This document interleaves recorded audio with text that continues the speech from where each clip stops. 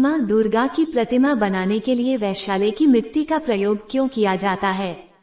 हिंदू धर्म में होली, दीपावली, नवरात्रि तथा दशहरा ये मुख्य त्योहार है। प्रतिवर्ष माँ दुर्गा की प्रतिमा बनाई जाती है। क्या आप इस बात को जानते हैं कि माँ दुर्गा की प्रतिमा बनाने के लिए वैशाली की मिट्टी का प्रयोग क्यों किया जाता है? बिना इस मिट्टी के माँ दुर्गा की प्रतिमा पूर्ण नहीं मानी जाती है तथा उनकी पूजा नहीं की जाती है। दोस्तों, वैश्याओं को हमारे समाज में बहुत गंदी निगाह से देखा जाता है। जहाँ पर ये लोग रहते हैं उस स्थान पर अच्छे तथा सभ्य परिवार के लोग जाना पसंद नहीं करते हैं। फिर माँ दुर्गा जैसी पवित्र प्रतिमा के लिए वैशाली की मिट्टी का प्रयोग क्यों किया जाता है? इसके पीछे एक कहानी है जो हम आपको बताने चल रहे हैं। बहुत समय पहले एक वैश्या माँ दुर्गा की बहुत बड़ी भक्त थी। वैश्या होने की वजह से समाज में उसे सम्मान नहीं मिलता था तथा उसे तरह तरह की यातनाओं का सामना करना पड़ता था। ऐसे में अपने भक्त को इसी तिरस्कार से बचाने के लिए माँ दुर्गा ने आदेश देकर उसके आंगन की मिट्टी का प्रयोग करके अपनी प्रतिमा बनवाने की प्रथा आरंभ की। माँ दुर्गा ने उस वैश्या को यह वरदान भी दिया कि जब तक हमारी बनाई गई प्रतिमा में वैशाली की मिट्टी का प्रयोग नहीं किया जाएगा तब तक हमारी वो प्रतिमा अधूरी मानी जाएगी। इसके अलावा एक कथा और है जो हम आपको सुनाने जा रहे हैं। एक समय की बात है, एक ऋषि ने बड़े गर्व से माँ दुर्गा की प्रतिमा बनवाई तथा उसे अपने आश्रम के सामने स्थापित कर दिया। ऐसा उन्होंने इसलिए किया कि लोग वहां पर आकर नवरात्रि में उनका पूजन कर सकें।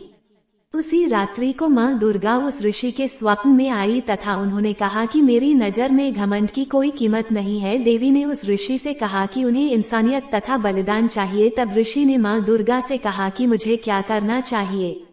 तब माता ने उस ऋषि से कहा कि शहर में जाओ और वैशाली से मिट्टी लाकर कुम्हार से कहो कि इसे मिट्टी में मिलाकर मेरी प्रतिमा बनाए, तभी मैं उस प्रतिमा को इस लायक मानूंगी कि जब पुजारी इसमें प्राण प्रतिष्ठा करे तो मैं उसमें प्रवेश कर सकूं। माँ ने कहा कि जिन लोगों को समाज में पापी तथा बुरा समझा जाता है वो अपनी मर्जी से ऐसे नहीं होते हैं। जो लोग उनका शोषण करते हैं वो लोग उन्हें ऐसा बनाते हैं, अतः वे लोग भी मेरे आशीष के हकदार है। माँ दुर्गा के कथनानुसार ऋषि ने ऐसा किया, तभी से माँ दुर्गा की प्रतिमा बनाने के लिए वैशाली की मिट्टी का प्रयोग किया जाता है।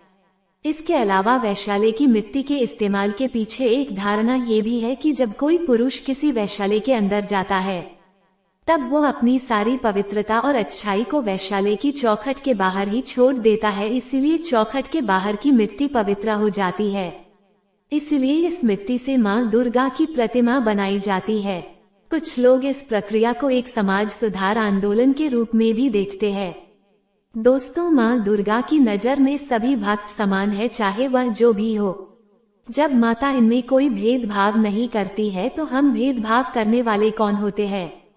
जब नवरात्रि का आरंभ होता है तो जगह जगह माता रानी का पंडाल लगाया जाता है। 9 दिनों तक माता रानी की पूजा अर्चना की जाती है। दोस्तों, माँ दुर्गा की प्रतिमा देखने में काफी आकर्षक तथा मनमोहक होती है। इस प्रतिमा में सिर्फ एक ही चीज की कमी होती है और वह है प्राण। माता के सभी भक्त नवरात्रि के 9 दिनों तक माता रानी का पूजन करते हैं। 9 दिनों तक इनकी भरपूर सेवा की जाती है। इन 9 दिनों में भक्तों की मांगी गई मुराद को माता रानी पूरा करती है। दोस्तों, वो बहुत तकदीर वाले होते हैं जिन्हें माता रानी की सेवा करने का मौका मिलता है।